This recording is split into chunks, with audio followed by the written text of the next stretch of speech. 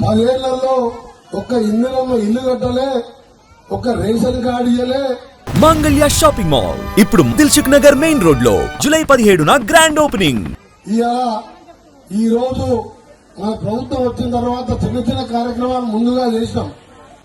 మా అక్క చెల్లెల్ని కోటీశ్వరులు చేయాలి అని ఒక లక్ష్యం పెట్టుకున్నాం. అది ఈ కాన్సెప్ట్ కూడా 339 కోట్లకు ఇలా ఇక్కడ శంకుస్థాపన చేస్తే అలా గద్వాల్లో 162 కోట్లు ఇలా ఒక్క రోజే డబుల్ రోడ్లు మీ గద్వాల కాన్సెప్ట్ లో డబుల్ రోడ్లకు రేపటికెళ్లి పనులు మొదలవుతున్నాయని చెప్పి మీ అందరికీ కూడా ఒక శుభవార్త తెలియజేస్తూ అలంపూర్ కూడా 176 కోట్లు. అక్కడ మన ఎమ్మెల్యే లేకున్నా ఇలా రోడ్లు బాగుంటే మనం క్షేమంగా పోయి క్షేమంగా వస్తాం. తెలంగాణ రాష్ట్రంలో రోడ్లని దేశంలోనే ఇంత మంచి రోడ్లు ఎక్కడ లేవాలని ఎక్కడ కూడా 5 లక్షల ఇంటి కడితే ఇయ్యరు.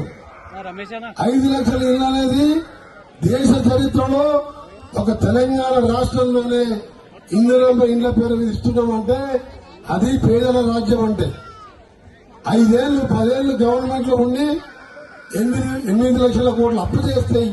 ఒక్క ఇల్లు కట్టవైతివి, ఒక రేషన్ కార్డు కట్టవైతివి, ఒక రేషన్ కార్డు ఇవ్వకుండా, ఒక డబుల్ రోడ్ వేయకుండా బాబులు ఇవ్వాలి. మన ప్రభుత్వాన్ని విమర్శిస్తున్నాం.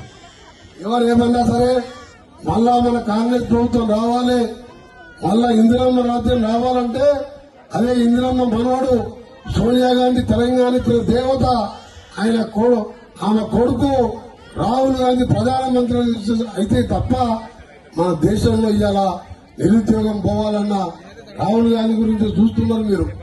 ఎప్పుడు 7 ఏళ్లే కాదు, ఇంకా 5 ఏళ్లే కాదు, 10 ఏళ్లే కాదు, ఎన్నిసార్లు ఎన్ని చెప్పినా ఇంకా 15-20 ఏళ్లు కాంగ్రెస్ పార్టీ తెలంగాణ ఇచ్చిన పార్టీ మనం కాబట్టి మనకే హక్కు ఉంది ఈ రాష్ట్రాన్ని పాలించేది. మనమైతేనే పేదల బాధలు తెలుసు. ఈసారి మొత్తం సగం టైము ఆయన చేసి అప్పులకు వడ్డీలే కట్టుడు సరిపోయాయి. ఇప్పుడేమో అడుగుదామంటే పామాలోకి వెళ్ళి బయటకు వస్తలేడు. బాధపడుతున్నాం. ఏమడుతాం? ఈయనదో ఒక రూటు, ఆయనదో ఒక రూటు. ఆ పిల్లగాలతో మనం అడగలేము. మాకు పదవుల కంటే ఎక్కువ తెలంగాణ అభివృద్ధి లక్ష్యంగా పనిచేస్తాం.